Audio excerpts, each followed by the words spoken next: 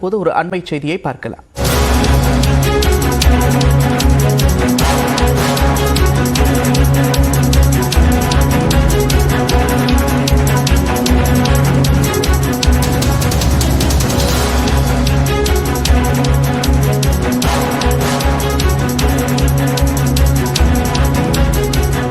துணைவேந்தர்களை தேர்வு செய்யும் விவகாரத்தில் தான் அமைத்த தேர்தல் குழுவை திரும்பப் பெற்றிருக்கிறார் ஆளுநர் RN ரவி. அண்மை செய்தியாக பார்க்கிறோம். இது தொடர்பான கூடுதல் விவரங்களோடு செய்தியாளர் அபினேஷ் இணைப்பில் இருக்கிறார். அபினேஷ், விவரங்கள்.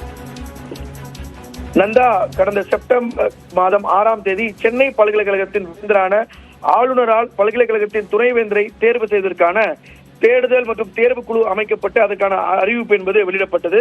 இந்த அறிவிப்பு ராஜ்பவனுடைய அதிகாரப்பூர்வ இணையதளத்திலும் வெளியிடப்பட்டுள்ளது. இந்த செய்தி குறிப்பின் மூலம் பொதுமக்களுக்கு தெரியப்பட்டது இருக்கக்கூடிய நிலையில உச்சநீதிமன்றத்தின் தீர்ப்பை கடைபிடிக்காமல் அதனை மீறும் வகையில் உயர்கல்வித்துறை முதன்மை செயலாளர் UGC பரிந்துரைகளை தவிர்த்து தேடுதல் மற்றும் தேர்வு குழுவின் அறிவிப்பை அரசிதழில் வெளியிட்டுள்ளார் என்று 13ஆம் தேதி அரசிதழில் வெளியான இந்த அறிவிப்பு UGC விதிமுறைகள் மற்றும் உச்சநீதிமன்ற உத்தரவுக்கு முரணானது என்றும் ஆளுநர் தெரிவித்திருந்தார்.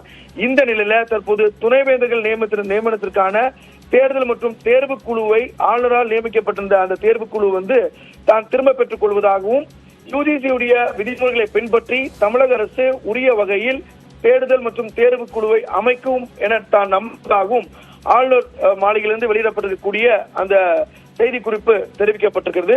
குறிப்பாக துணைவேந்தரை தேர்ந்தெடுக்கும் குழுவை ஆளுநரின் ஒப்புதலின்றி அமைக்க அரசுக்கு எந்த அதிகாரம் இல்லை என ஏற்கனவே கடந்த செப்டம்பர் மாதம் ஆளுநர் மாளிகையிலிருந்து ஒரு செய்தி குறிப்பு தெரிவிக்கப்பட்டிருந்தது.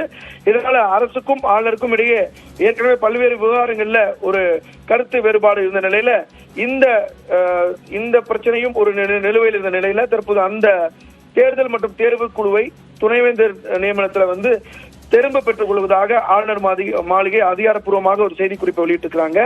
பல்கலைக்கழக விவகாரங்களில் உயர்கல்வித்துறைக்கு எந்த பங்கும் இல்லை. எனவே தமிழக அரசின் அரசியலில் வெளியிடப்பட்டுள்ள இந்த அறிவிப்பை திரும்ப பெற வேண்டும் என ஆளுநர் ஏற்கனவே கடந்த செப்டம்பர் மாதம் கேட்டுக் கொண்டிருந்தார்.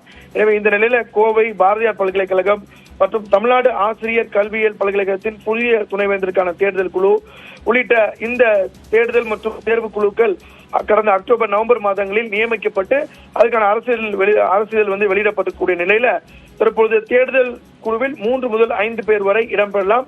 அவற்றில் ஒருவர் UGC தலைவரால் நியமிக்கப்பட வேண்டும் என்பது விதி.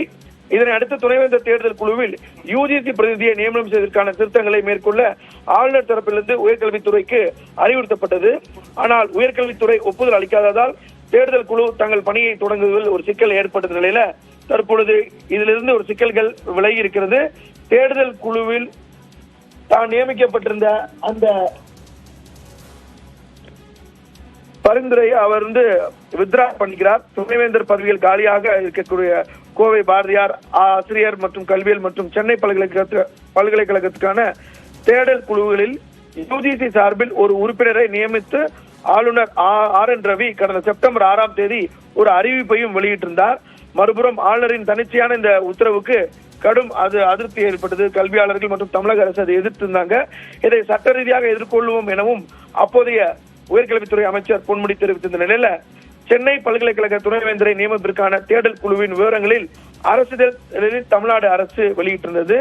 இந்த நிலையில் தேர்வு குழு தொடர்பாக அவர் வெளியிட்டிருந்த அறிவிப்புகளை தமிழ்நாடு ஆளுநர் திரும்ப பெற்றுக்கிறார். மிக முக்கியமான ஒரு முடிவு தான் இது. ஆளுநர் கடந்த வாரம் ஆளுநரும் தமிழக முதலமைச்சரும் சந்தித்து பேசினாங்க.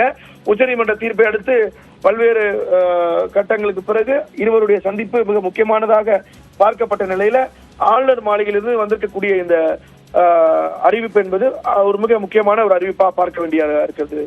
நந்தா, நன்றி அபினேஷ், விரிவான விவரங்களுக்கு.